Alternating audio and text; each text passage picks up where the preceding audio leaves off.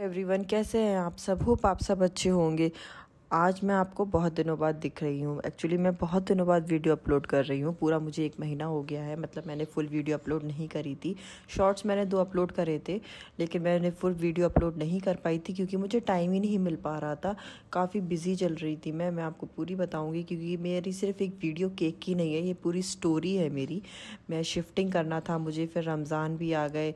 थोड़ी सी हमारे घर में बेटे की, मेरी हस्बैंड की तबीयत भी ठीक नहीं चल रही थी, तो मैं वॉइस ओवर ही नहीं कर पा रही थी, मैं एडिट ही नहीं कर पा रही थी। वीडियो शूट तो मैंने एक जो प्रिपेयर किया था वो मैंने फरवरी में के लास्ट डेज में किया था, लेकिन बस मैं शूट करने के बाद ना एडिट कर पा रही थी ना वॉइस ओवर कर पा रही थी। जैसे कि आप लोग को पता है, अभी मैंने न्यू अपना चैनल स्टार्ट किया है, तो मैं इतनी एक्सपर्ट भी नहीं हूँ अभी कि मैं फटाफट से एडिटिंग कर लूँ या फिर फटाफट से वॉइस ओवर कर लूँ। मुझे बहुत टाइम लग जाता है एडिटिंग करने में भी और वॉइस ओवर करने में भी। और साथ में मेरे घर में एक मेरा छोटू सा क्यूटी सा बेटा है, वो भी मुझे बीच बीच में बहुत परेशान करता है, तो उसके सामने तो मैं लैपटॉप खोल ही नहीं पाती हूँ। और जब वो सो जाता है तो मेरे पास 2 ऑप्शन होते हैं, या तो मैं फटाफट से अपनी क्लीनिंग कर लूँ, घर की खाना बना लूँ, या फिर मैं एडिटिंग कर लूँ। तो बस इन्हीं सब के बीच में मैं कुछ भी नहीं कर पा रही थी। घर भी शिफ्ट कर रहा था, तो वही क्लीनिंग में तो बहुत ज़्यादा टाइम जा रहा था, अनपैकिंग में बहुत ज़्यादा टाइम जा रहा था। तो बस यही सब चल रहा था, इसलिए मैं वीडियो अपलोड नहीं कर पा रही थी। लेकिन आज काफ़ी दिनों के बाद मैंने वीडियो अपलोड कर रही हूँ। बहुत दिनों से सोच रही थी कि आज तो कर ही लूँगी, लेकिन नहीं हो पा रहा था मुझसे, पता नहीं क्यों मैं नहीं कर पा रही थी। ये जो मैंने केक बनाया था, ये मैंने बहुत अच्छे से बनाया था। मतलब मैंने ना इस केक को पहले बेक कर लिया था प्रॉपरली, और फिर मैंने उसको ओवरनाइट फ्रिज में रखा था इसकी लेयरिंग करने के बाद भी। उसके बाद देखिए, अब मैंने जब इसको अनरैप किया ना, ये बिल्कुल परफेक्ट आया। जैसे मैं वीडियोज़ में देखती हूँ ना, लोग बाग केक से खेल रहे हैं उचका उचका कर, मैं भी इस केक से ऐसे ही खेल सकती थी, इतना परफेक्ट हो गया था। तभी मुझे ज़्यादा टाइम भी नहीं लगा ये केक बनाने में। लेकिन यह है कि हाँ, मुझे 1-2 दिन में मैंने गैप्स में किया, तो मुझे उस हिसाब से टाइम लगा है। लेकिन अगर मैं वैसे देखूं कि फाइनल डेकोरेशन में जो मुझे टाइम लगता था, उसमें मुझे ज़्यादा टाइम नहीं लगा है। और ये मेरा 1.5 kg का केक था, और जिसको मैंने 2 टियर में बनाया है। मैंने गूगल पे काफ़ी सर्च किया था कि मैं जो 2 टियर केक का कोई अच्छा सा डिज़ाइन मिल जाए 1.5 kg में, लेकिन मुझे नहीं मिला। 1.5 kg चॉकलेट ट्रफल में मुझे सिंगल बेस पर ही डिज़ाइन मिला था, इसलिए मैंने सोचा मैं खुद ही अपना दिमाग लगाकर कुछ अच्छा सा डिज़ाइन बनाती हूँ। और जब मैंने ये डिज़ाइन बनाया तो मुझे अच्छा लगा था। कस्टमर को अच्छा लगा कि नहीं, ये मैं आपको वीडियो में लास्ट में बताऊँगी। पहले आप मुझे बताइएगा कि आपको ये मेरा केक कैसा लगा।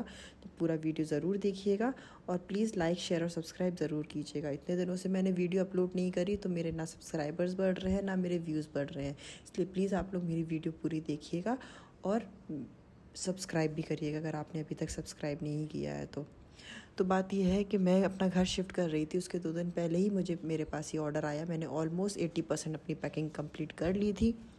बेकिंग के सिर्फ इंग्रेडिएंट्स मेरे रह गए थे, बाकी सब कुछ मैंने, मिक्सिंग बोल्स सब कुछ मैंने पैक कर लिया था, विस्कर सब कुछ मैंने पैक कर दिए थे।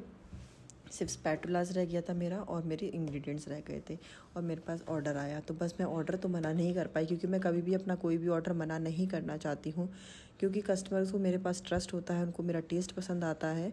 और होममेड में एक ये होता है कि उनको ना फ्रेश केक मिल जाता है, तो लोगों को अब फ्रेश की आदत लग गई है, और वैसे भी हमें फ्रेश खाना भी चाहिए। तो इसलिए बस मैं उनको मना नहीं कर पाई, और मैं खुद भी चाहती थी ये केक बनाना, क्योंकि मुझे 1.5 kg का फर्स्ट टाइम ऑर्डर मिला है, और मैं कुछ नया करना चाहती थी। इसलिए मैंने सोचा कि मैं इसको 100% 2 टियर केक बनाऊंगी।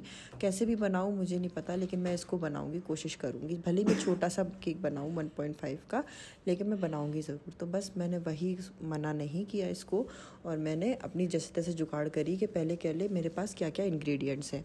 सबसे अच्छी बात ये थी कि उनको चॉकलेट ट्रफल केक चाहिए था, और मैंने अपने विस्कर्स रख दिए थे, तो विस्कर्स में चॉकलेट ट्रफल में विस्कर्स की ज़रूरत नहीं पड़ती है। बीच बीच में मेरा बेटे की आपको आवाज़ मिलती रहेगी, क्योंकि वो मेरा गोदी में ही बैठा है अभी, और उसको बस मेरा केक की वीडियोस देखना इतनी पसंद है कि वो दिन भर मेरी केक की वीडियोस देख सकता है। उसको भी अब पता पड़ गया है कि उसकी मम्मा केक बनाती है, इसलिए वो हमेशा यही बोलता रहता है कि mamma cake, are you making order, mamma this is uncle order. इतना प्यारा लगता है ना उसके मुँह से। मैं कभी आपको उसकी आवाज़ रिकॉर्ड करके सुनाऊंगी, बहुत प्यारा लगता है। भी मैं चाहती हूँ कि इसकी आवाज़ रिकॉर्ड करूँ, तब तो ये बोलता ही नहीं है, अपने मन से बस बोलता है, इसलिए मैं रिकॉर्ड नहीं कर पाती हूँ इसकी आवाज़। लेकिन ज़रूर मैं कोशिश करूँगी कि एक बार इसकी आवाज़ रिकॉर्ड करूँ, आप लोगों को सुनाऊँ। इतनी क्यूटली बोलता है वो। अच्छा, अब मैं ये पूछना चाहती हूँ आप लोगों से, अगर आप मेरे सब्सक्राइबर हैं और आप मेरी सारी वीडियोस देखते हैं तो प्लीज़ कमेंट करके बताइएगा कि ये मेरा जो चॉकलेट ट्रफ़ल का ऑर्डर है ये कितने नंबर का है। मतलब मुझे इसके पहले कितने ऑर्डर्स मिल चुके हैं चॉकलेट ट्रफ़ल के, क्योंकि अगर आप मेरे सब्सक्राइबर होंगे और आप मेरी वीडियोज़ देखते होंगे तो आपको पता होगा कि मुझे सबसे ज़्यादा ऑर्डर्स जो मिले हैं अभी तक वो मिले हैं चॉकलेट ट्रफ़ल केक के ही। ये मेरा बेस्ट सेलर केक है और फिर से मुझे चॉकलेट ट्रफ़ल केक ही मिला है। तो आप मुझे कमेंट करके ज़रूर बताइएगा कि ये मेरे कितने नंबर का ऑर्डर है चॉकलेट ट्रफ़ल केक का। चलिए अब बात करते हैं केक की। यहाँ ये हुआ था कि मुझे केक का ऑर्डर मिला था और मैंने जब 2 टियर केक का सोचा तो मैंने 1 kg का नीचे बेस बनाया था और 1/2 kg का इसका ऊपर का केक कंप्लीट किया था। इसको मैंने पहले स्पंज रेडी किया था, उसको मैंने ओवरनाइट फ्रिज में सेट होने के लिए रखा था क्योंकि वो स्पंजी और जूसी हो जाता है। उसके बाद मॉइस्ट जब जितना केक होगा ना उतना ही ज़्यादा अच्छा लगेगा। उसके बाद मैंने उसकी लेयरिंग करी थी नेक्स्ट डे और फिर उसके बाद भी ओवरनाइट उसको फ्रिज में रखा था और ये बिल्कुल परफेक्ट आया था। मुझे आपने देखा होगा कि बिल्कुल भी मुझे इसको सेट करने में, उसकी गनाश प्रॉपर करने में टाइम नहीं लगा था। सिर्फ मैंने एक स्क्रैपर से इसको ठीक किया और एक के ऊपर एक केक को रख दिया और ये बहुत ईज़िली एक के ऊपर एक रख गया था। पहले मैंने सोचा कि पता नहीं कहीं ये दब ना जाए, क्योंकि मैं फ़र्स्ट टाइम 2 टियर केक बना रही थी और मैंने कोई भी डाबल्स अभी यूज़ नहीं करे थे नीचे, तो इसलिए थोड़ा सा डर था, लेकिन ये परफेक्ट हो गया था। फिर मैंने एक डाबल एक ऊपर से सिर्फ एक डाला फिक्स किया जिससे कि केक इधर उधर शिफ्ट ना हो मेरा, और ये परफेक्ट रहा। केक बिल्कुल भी शिफ्ट नहीं हुआ मेरा। एक मेरा बहुत ही पतला सा प्लास्टिक का डावल मैंने यूज़ किया था। पेपर डावल मैंने अभी यूज़ नहीं किया क्योंकि मुझे डर था कहीं वो लाइक स्टिकी ना हो जाए और फिर अंदर मेस क्रिएट ना हो जाए, क्योंकि मैंने अभी तक कोई भी डावल्स यूज़ नहीं किया, फर्स्ट टाइम जैसे आपको बता रही हूँ, इसलिए मैं पेपर डावल अभी, लेकिन मैं फ्यूचर में पेपर डावल्स भी यूज़ करके देखूँगी कैसा आता है। आप लोगों को बताऊंगी कि पेपर डावल्स के बाद भी केक कैसा लगेगा और प्लास्टिक डावल्स के बाद आपको केक कैसा लगेगा। यहाँ मेरे पास चॉकलेट की ट्रफल केक पे मैंने सोचा कि गोल्ड ड्रिप्स लगाती हूँ, बहुत प्यारा लुक आएगा। तो सच में ये बहुत प्यारा लुक आया था जब मैंने पूरे इसमें बॉर्डर्स दोनों लेयर्स पर लगाया था गोल्ड ड्रिप्स का, और ये बहुत ही प्यारा लग रहा था। आप लोग भी कमेंट करके बताइएगा कि आप लोगों को ये बॉर्डर ऐसा अच्छा लग रहा है या अगर मैं ड्रिप्स यूज़ करती तो गोल्ड कलर की, या वो अच्छी लगती।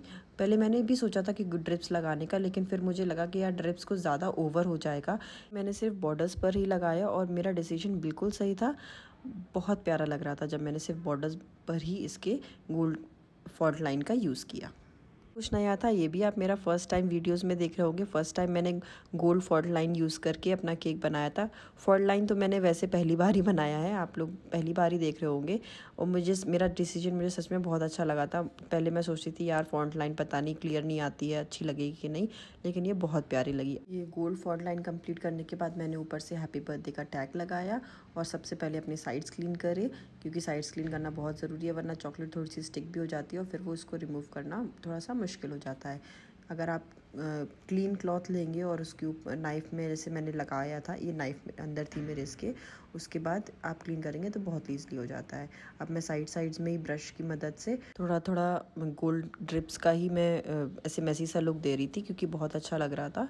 मैंने काफ़ी वीडियोज़ में देखा है, काफ़ी फ़ोटोज़ में देखा है केक की, मैंने भी दिया तो मुझे भी बहुत अच्छा लगा। और फिर ये प्रॉपरली नहीं हुआ मुझसे, तो मैंने थोड़ा सा ब्रश की मदद से ही जगह जगह डॉट्स या फिर जगह जगह एक मैसी सी लाइन क्रिएट करी, तो बहुत प्यारी लगने लगी थी। अब मैंने ये टैग हटाया और मैंने सोचा बॉय का है तो मैं क्या ये कार लगाऊं, क्योंकि अच्छी लग रही थी कार भी। फिर मैंने कस्टमर से पूछा कि आपको कार अच्छी लगेगी या फिर मैं टैग लगा दूं हैप्पी बर्थडे का, तो उन्होंने प्रेफर किया, उन्होंने टैग प्रेफर किया और उन्होंने बोला आप टैग लगाइए, वो बहुत प्यारा लग रहा है।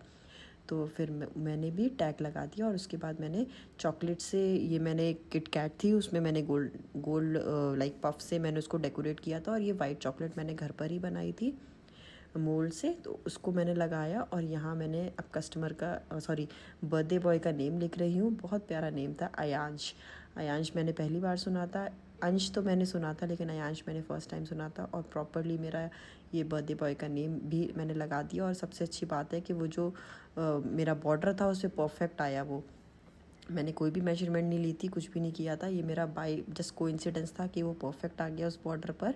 उसके बाद वो 7 इयर्स का हो गया, तो मैंने 7 का भी चॉकलेट से ही लगाया नीचे। और ये रहा मेरा केक का फाइनल लुक। कमेंट करके बताइएगा कैसे लगा, और please like share and subscribe ज़रूर करिएगा। Thank you, bye bye, take care.